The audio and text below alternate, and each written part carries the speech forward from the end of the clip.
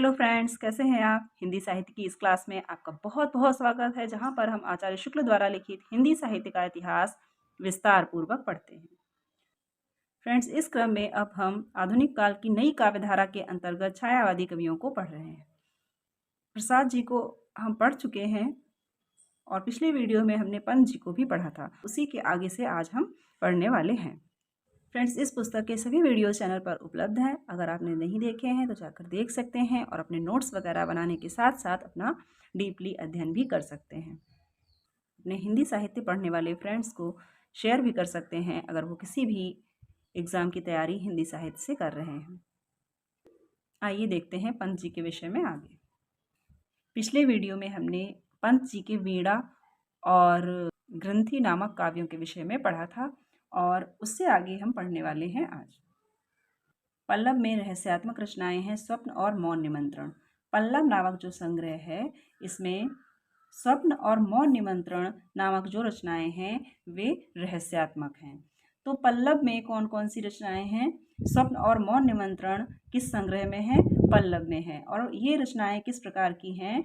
ये रहस्यात्मक रचनाओं के अंतर्गत आती हैं। और जैसा कि पहले कहे आए हैं, पंत जी की रहस्य भावना स्वाभाविकता है। जो पंत जी की रहस्य भावना है वो स्वाभाविक है, सांप्रदायिक, डॉगमेटिक नहीं। ऐसी रहस्य भावना इस रहस्यमय जगत के नाना रूपों को देख प्रत्येक सहृदय व्यक्ति के मन में कभी कभी उठा करती है। पंत जी की रहस्य भावना सांप्रदायिक रहस्य भावना नहीं थी, रहस्यवाद के वाद में बंधी हुई रहस्य भावना नहीं थी। ये ऐसी रहस्य भावना थी जो स्वाभाविक थी, जो नाना जगत से घिरे हुए व्यक्ति हैं, जो सहृदय व्यक्ति हैं, उनके मन में कभी ना कभी उठा ही करती है। व्यक्त जगत नाना रूपों और व्यापारों के भीतर किसी अज्ञात चेतन सत्ता का अनुभव सा करता हुआ कवि इसे केवल अतृप्त जिज्ञासा के रूप में प्रकट करता है। व्यक्त जगत के नाना रूप और व्यापार हैं। इन रूप और व्यापारों के भीतर किसी अज्ञात चेतन सत्ता का अनुभव करता हुआ जो कवि है वो इसे अतृप्त जिज्ञासा के रूप में प्रकट करता है। जब इनका अनुभव करता है तो अपने काव्य में इसको एक अतृप्त जिज्ञासा के रूप में प्रकट करता है। दूसरी बात ध्यान देने की यह है कि उस अज्ञात प्रियतम के प्रति प्रेम की व्यंजना में भी कवि ने प्रिय और प्रेमिका का स्वाभाविक पुरुष स्त्री भेद रखा है। दूसरी इनके काव्य में ध्यान देने की बात यह है कि उस अज्ञात प्रियतम के प्रेम की व्यंजना जब भी की है, उसमें भी कवि ने प्रिय और प्रेमिका का जो स्वाभाविक पुरुष और स्त्री का भेद है वो रखा है। प्रसाद जी के समान दोनों को पुल्लिंग रखकर फारसी या सूफी रूढ़ी का अनुसरण नहीं किया है। इन्होंने, प्रसाद जी ने जिस प्रकार किया है कि दोनों को पुल्लिंग ही रखा है, ये किसमें होता है? फारसी या सूफी रूढ़ी में। इस प्रकार का इन्होंने नहीं किया है। इन्होंने स्त्री और पुरुष का भेद रखा है। इसी प्रकार वेदना की वैसी बीभत्स विवृत्ति भी नहीं मिलती जैसा यह प्रसाद जी की है। और इन्होंने वेदना की जो विवृत्ति है, जो प्रेम में वेदना होती है, विरह होती है, उसमें जो वेदना उठती है, उसकी विवृत्ति उतनी बीभत्स नहीं की है जितनी की प्रसाद जी ने। अपनी इन पंक्तियों में छिल छिल कर छाले फोड़े मलमल कर मृदुल चरण से, ये कितनी बीभत्स है जो वेदना है कवि की, उसका प्रकटीकरण इन्होंने इन पंक्तियों में कितनी बीभत्स रूप से किया है। छिल छिल कर छाले फोड़े मल मल कर मृदुल चरण से। जगत के पारमार्थिक स्वरूप की जिज्ञासा बहुत ही सुंदर भोलेपन के साथ शिशु को संबोधन करके कवि ने इस प्रकार की है। जगत का जो परमार्थिक स्वरूप है उसकी जिज्ञासा शिशु को संबोधित करते हुए की है। न अपना ही न जगत का ज्ञान, न परिचित है निज नयन न कान, दिखता है जग कैसा तात, नाम गुण रूप अजान। कवि यह समझ करके शिशु पर अभी उस नाम रूप का प्रभाव पूरा नहीं पड़ा है। न उसे अपना ही ज्ञान है, न जगत का उतना ज्ञान है, न परिचित है निज नयन न कान। तो वे उससे पूछते हैं कि भला बताओ तो यह जगत तुम्हें कैसा दिखाई पड़ता है। कवि जानता है कि शिशु पर अभी जगत के नाना व्यापारों व्यवहारों का उतना प्रभाव नहीं पड़ा है, उतना उसमें वो नहीं रमा है। तो इसीलिए वे पूछते हैं ये जगत तुम्हें कैसा दिखाई पड़ता है, भला बताओ तो। छायावाद के भीतर माने जाने वाले सब कवियों में प्रकृति के साथ सीधा प्रेम संबंध पंत जी का ही दिखाई पड़ता है। छायावाद के भीतर जितने कवि माने जाते हैं उनमें सबसे सीधा और सच्चा संबंध पंत जी का ही प्रकृति के साथ दिखाई पड़ता है। प्रकृति के अत्यंत रमणीय खंड के बीच उनके हृदय ने रूप रंग पकड़ा है। प्रकृति का जो अत्यंत रमणीय खंड है उसके बीच उनके हृदय ने रूप रंग पकड़ा है, अर्थात जो उनका पालन पोषण भी हुआ वो भी प्रकृति की एक रमणीय खंड अर्थात उत्तराखंड में उनका पालन पोषण हुआ। उत्तराखंड के कौशानी से पंत जी थे, तो उनका पालन पोषण वो पले ही प्रकृति के बीच थे, इसीलिए उनके हृदय ने जो रूप रंग पकड़ा था वो प्रकृति में ही पकड़ा था। पल्लव, उच्छ्वास और आंसू में हम उस मनोरम खंड की प्रेमार्थ स्मृति पाते हैं, और उसी जो मनोरम खंड अर्थात उनका बचपन जहाँ बीता था उसकी स्मृति पल्लव, उच्छ्वास और आंसू में हमें दिखाई पड़ती है। ये अवश्य है कि सुषमा की ही उमंग भरी भावना के भीतर हम उन्हें रमते देखते हैं। सुषमा की जो उमंग भरी भावना है उसी में हम पंत जी को रमते देखते हैं। बादल को अनेक नेत्राभिराम रूपों में उन्होंने कल्पना की रंगभूमि पर ले आकर देखा है। बादल को उन्होंने कल्पना की रंगभूमि पर लाकर देखा है। नेत्रों को आकर्षित करने वाले जो रूप हैं उनको उन्होंने कल्पना की रंगभूमि पर लाकर देखा है। यहाँ पर आचार्य शुक्ल ने एक उदाहरण दिया है कि किस रूप में पंत जी ने बादलों को देखा है। फिर परियों के बच्चे से हम सुभग सीप के पंख पसार, समुद्र पैरते शुचि ज्योत्सना में पकड़ इंदु के कर सुकुमार। पर प्रकृति के बीच उसके गूढ़ और व्यापक सौहार्द तक, ग्रीष्म की ज्वाला से संतप्त चराचर पर उसकी छाया के मधुर स्निग्ध शीतल प्रभाव तक, उसके दर्शन से तृप्त कृषकों के आशापूर्ण उल्लास तक कवि ने दृष्टि नहीं बढ़ाई है। बादल को पंत जी ने इसी रूप में देखा है। पर प्रकृति के बीच उसके गूढ़ और व्यापक सौहार्द तक, ग्रीष्म की ज्वाला से संतप्त चराचर पर उसकी छाया के मधुर स्निग्ध शीतल प्रभाव तक, उसके दर्शन से तृप्त कृषकों के आशापूर्ण उल्लास तक कवि ने दृष्टि नहीं बढ़ाई है। जो बादल के ये रूप अन्य रूप हैं, इन पर कवि की दृष्टि नहीं गई है कि किस प्रकार प्रकृति के बीच उसका गूढ़ और व्यापक सौहार्द है। ग्रीष्म की ज्वाला से जब संतप्त होता है चराचर, तब उसकी छाया के मधुर स्निग्ध और शीतल प्रभाव से उसको ठंडक मिलती है। जब उसके दर्शन होते हैं तो आशापूर्ण जो कृषक है वो उसके दर्शन से तृप्त हो जाता है। इन सब विषयों की ओर बादल के इस प्रकार के रूपों का चित्रण कवि ने नहीं किया है। कल्पना के आरोप पर ही जोर देने वाले कलावाद के संस्कार और प्रतिक्रिया के जोश से उसे मेघ को उस व्यापक प्रकृति भूमि पर न देखने दिया जिस पर कालिदास ने देखा था। कल्पना के आरोप पर ही इन्होंने अधिक जोर दिया। कलावाद के संस्कार और प्रतिक्रिया के जोश ने, इसमें कलावाद का संस्कार अधिक था और जो प्रतिक्रिया का जोश था इसने पंत जी को मेघ के उस व्यापक प्रकृति भूमि पर ना देखने दिया। उन्होंने उस व्यापक प्रकृति भूमि पर मेघ को, बादल को ना देखा जिस पर कालिदास ने देखा था। अर्थात कालिदास ने जैसा वर्णन मेघ का किया है उस ओर पंत जी नहीं बढ़े हैं। आरोप विधायनी कल्पना की अपेक्षा प्रकृति के बीच किसी वस्तु के गूढ़ और अगूढ़ संबंध प्रसार का चित्रण करने वाली कल्पना अधिक गंभीर और मार्मिक होती है। आरोप विधायनी कल्पना जो जिस प्रकार की पंत जी ने प्रयोग की है, इसकी अपेक्षा प्रकृति के बीच किसी वस्तु के गूढ़ और अगूढ़ संबंध प्रसार का चित्रण करने वाली कल्पना अधिक गंभीर और मार्मिक होती है, जिस प्रकार की कालिदास ने वर्णित की है।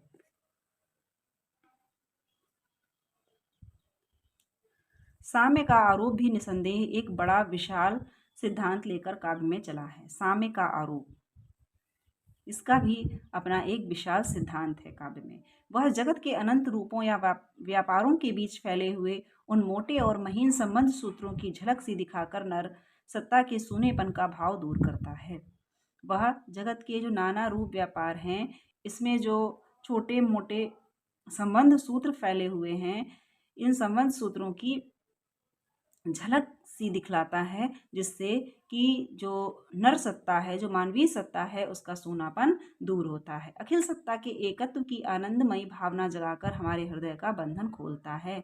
अखिल सत्ता की जो अखिल सत्ता है वो एक ही है, उसके एकत्व की जो सुंदर भावना है उसको हमारे हृदय में जगाता है ताकि हमारे हृदय का बंधन खुले। जब हम रमणी के मुख के साथ कमल स्मृति के साथ अधखिली कलिका सामने पाते हैं, तब हमें ऐसा अनुभव होता है कि एक ही सौंदर्य धारा से मनुष्य भी और पेड़ पौधे भी रूप रंग प्राप्त करते हैं।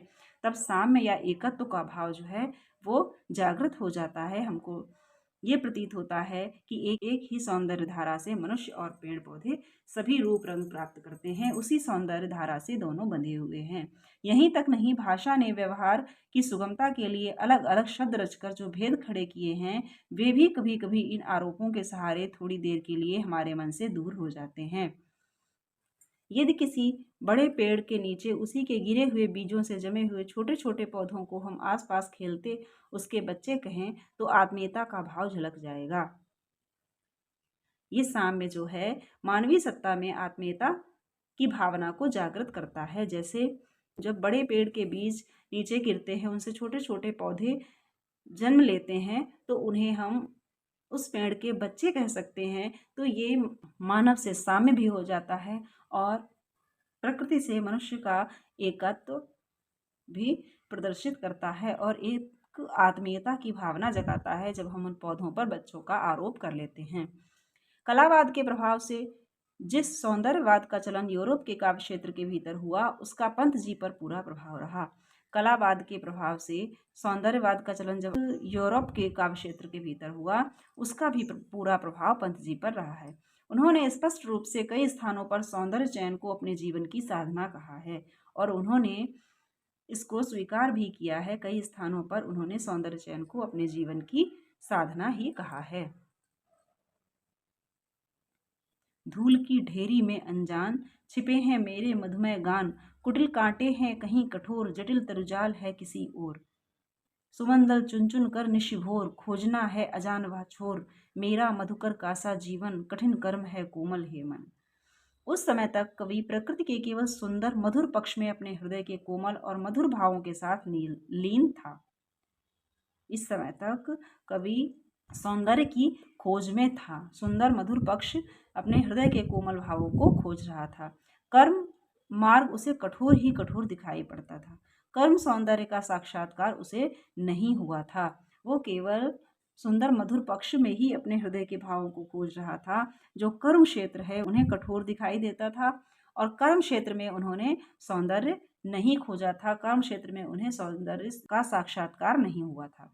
उसका साक्षात्कार आगे चलकर हुआ जब वह धीरे धीरे जगत और जीवन के पूर्ण स्वरूप की ओर दृष्टि ले गया और कर्म क्षेत्र में सौंदर्य का साक्षात्कार उनको आगे चलकर हुआ जब उन्होंने अपनी दृष्टि को जीवन जगत के अन्य स्वरूपों की ओर प्रसारित किया।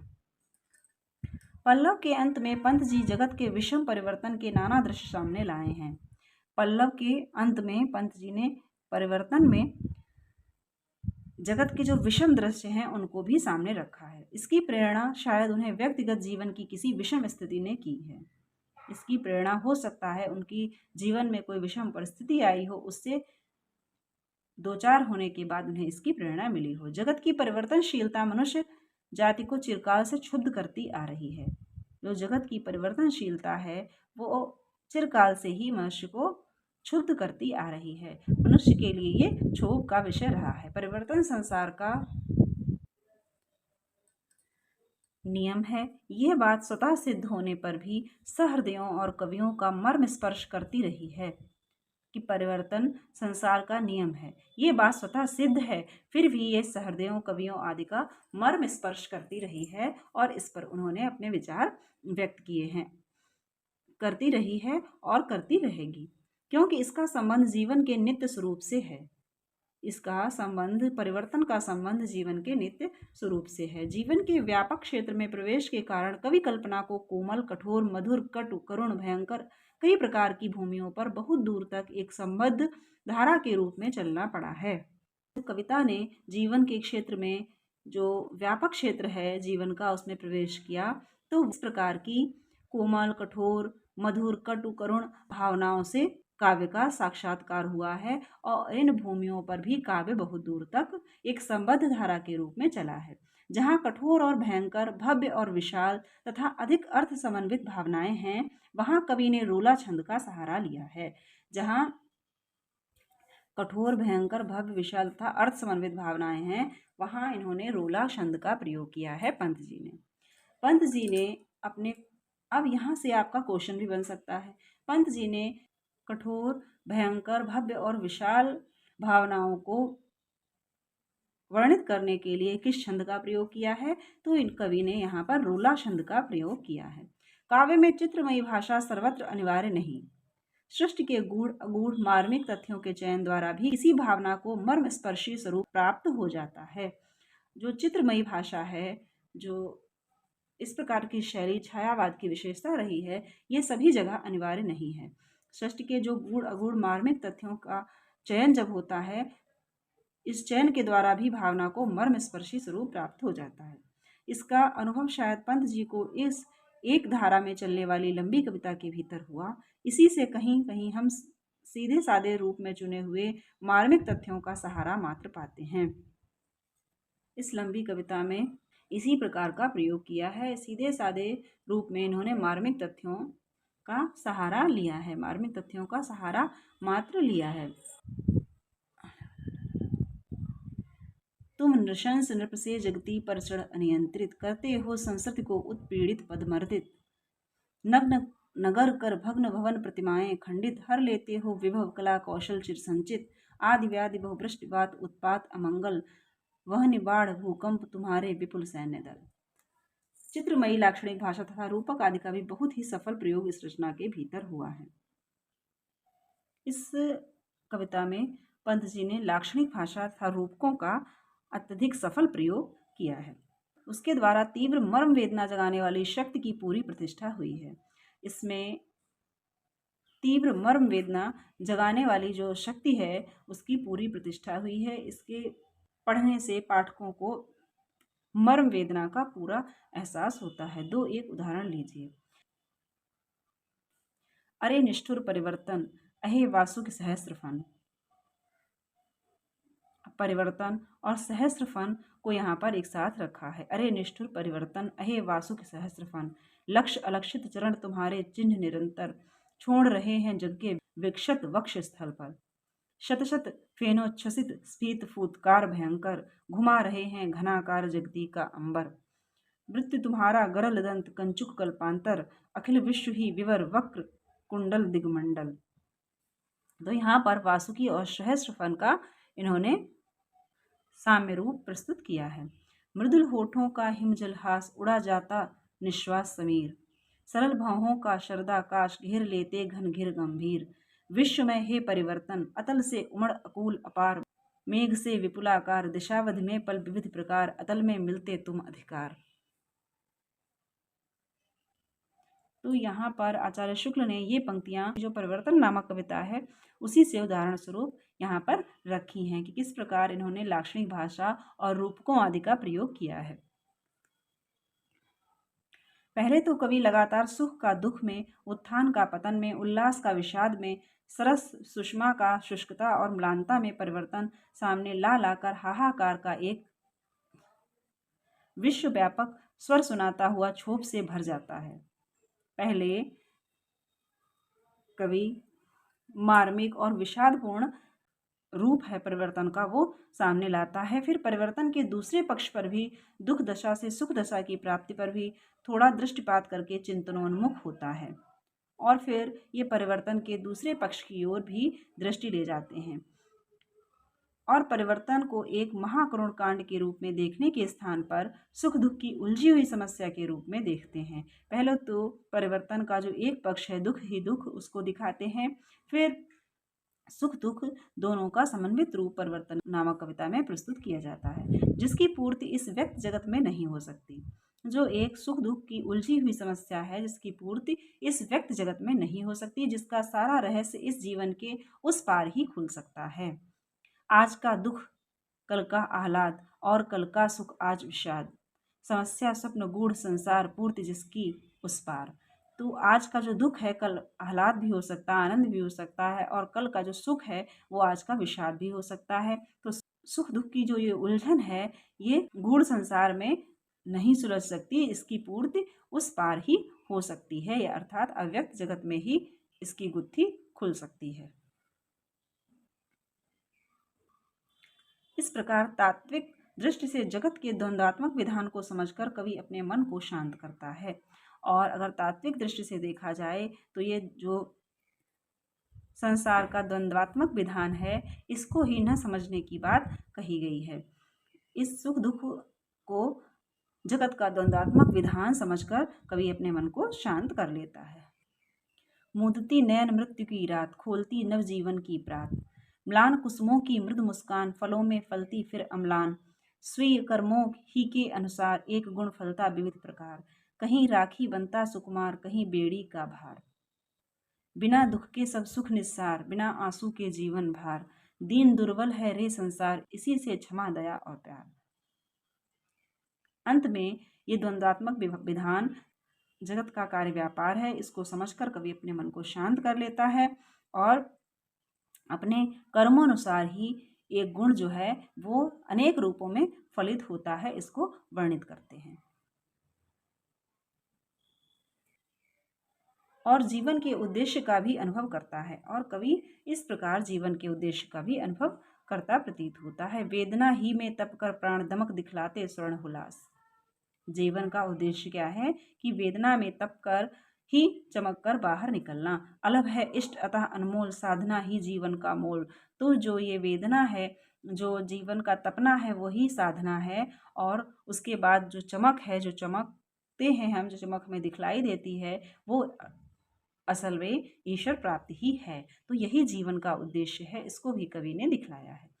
जीवन का एक सत्य स्वरूप लेकर अत्यंत मार्मिक अर्थ पथ पर संबद्ध रूप में चलने के कारण, कल्पना को क्रीड़ा और वाग वैचित्र्य पर प्रधान लक्ष्य न रहने के कारण, इस परिवर्तन नाम की सारी कविता का एक समन्वित प्रभाव पड़ता है।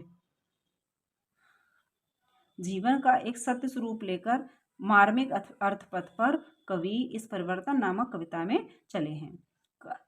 कल्पना को क्रीड़ा और वाग वैचित्र पर प्रधान लक्ष्य न रहे, यहाँ पर कल्पना की क्रीड़ा और वाग वैचित्र ही प्रधान लक्ष्य नहीं रहे हैं। इसी कारण इस परिवर्तन नाम की कविता में सारी कविता का एक समन्वित प्रभाव पड़ता है, अर्थात मुख्य रूप से कल्पना की क्रीड़ा और वाग वैचित्र पर ही इन्होंने लक्ष्य नहीं साधा है, बल्कि इस कविता का एक समन्वित प्रभाव दिखाई पड़ता है, ना कि ये केवल कल्पना की क्रीड़ा और वाग वैचित्र मात्र ही है। फ्रेंड्स, आज यहीं तक, इससे आगे देखेंगे अगले वीडियो में।